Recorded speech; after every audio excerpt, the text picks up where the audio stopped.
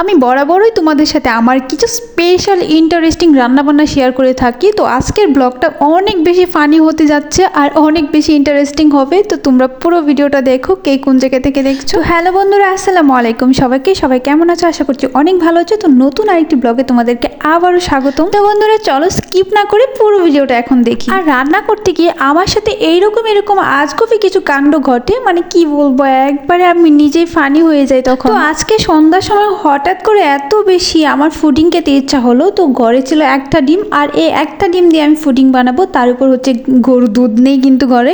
তো আমি কি করব, পাউডার যে দুধ আছে সেটা দিয়ে বানিয়ে ফেলবো আজকে। তো তোমাদের সাথে শুধুমাত্র এটাই শেয়ার করবো। আর এইগুলো বানাইতে গিয়ে আমার সাথে যা কাণ্ড হয়েছে, আমি শুধুমাত্র এইগুলাই ভিডিওতে দেখানোর ট্রাই করছি। প্রথমে তো ক্যারামেল বানাতে গিয়ে আমার পুরো ক্যারামেলটা পাতিলে লাগে গেছিলো। তো ওইটাকে আবার গরম পানি দিয়ে ছোটাইয়া ফালাই দিয়ে আবার নতুন করে বানাইছি। আর এদিকে আমার ডিম তো আমি মিক্স করতেছি। আসলে রান্না বান্না করতে গিয়ে আমার মাথায় এরকম বুদ্ধি আসে আওলা জাওলা, যে এটা করি ওইটা করি তাহলে হয়তো ভালো হবে, কিন্তু রে ভাই এটা কিন্তু হয় না। আর এদিকে আমি কি করছি, ডিম মিক্স করে ফেলছি। করার পরে মনে হলো যে আমি তো চিনি দেই নাই। তো চিনি দেওয়ার পরে আমাকে আবার ডাবল কষ্ট করতে হইলো। মানে এইরকমই হয় আমার বরাবর রান্না করার সময়। আর যখন আমি একটু তাড়াতাড়ি করে কাজ করতে যাই, এই সময় যে কি পরিমাণ দেরি হয় আর কি পরিমাণ যে ভেজাল লাগে একটা বলার বাহিরে সেটা। তো আমি এইখানে গুঁড়া দুধ দিয়ে দিছি। গুঁড়া দুধটা প্রথমে কুসুম গরম পানি নিয়ে নিয়েছিলাম গ্লাসের মধ্যে, আর এখন গুঁড়া দুধটা দেখতে পারতেছো যে দিলাম। গুঁড়া দুধ দিয়ে এত পরিমাণ পানি দিচ্ছি গ্লাসে যে গ্লাস উপচে পড়ে যাইতেছে। আমি জানি তোমরা অনেক সুন্দর করে ফুডিং বানাও, অনেকেই পারো, মানে সবাই পারো, কিন্তু ভাই আমি এবার মাঝে মাঝে বানাই, আমি এত বেশি পারদর্শী না। তো হঠাৎ করে আমি ফার্স্ট টাইম এটা গুঁড়া দুধ দিয়ে বানানোর ট্রাই করছি, তাও আবার ইউটিউব দেখে। এখন যে আমি মানে কি থেকে কি করব, হচ্ছে কি না নাকি না হচ্ছে সেটাও বুঝতে পারতেছি না। দুধের মধ্যে কি করছি, পানি দিয়ে দিছি বেশি।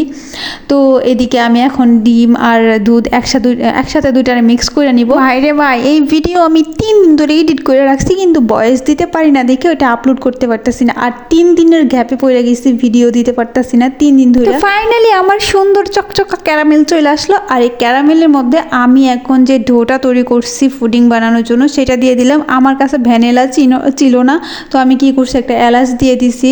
মানে এলাচটা দিছি যাতে যে ডিমের যে একটা গন্ধ সেটা যেন কেটে যায়। তো আমি তো বসায় দিছি রে ভাই, সেই যে বসাইছি কিন্তু কোনোভাবে আমার ফুডিং আর জমা বানতেছে না। তারপর একটার উপর আমি আরেকটা ঢাকনা দিলাম, তারপরে কোনোভাবে কাজ হচ্ছে না।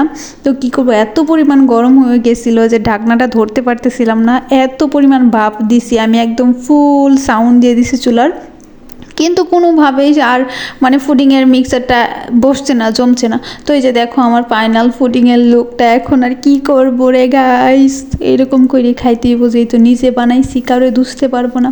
তো দেখো আমার ফাইনাল ফুডিংয়ের লুকটা কত সুন্দর, কত ইয়ামি হয়েছে। আমি জানি তোমরা অনেকে নিন্দা করবে, কিন্তু কইরো না, কিন্তু অনেক মজা হয়েছে।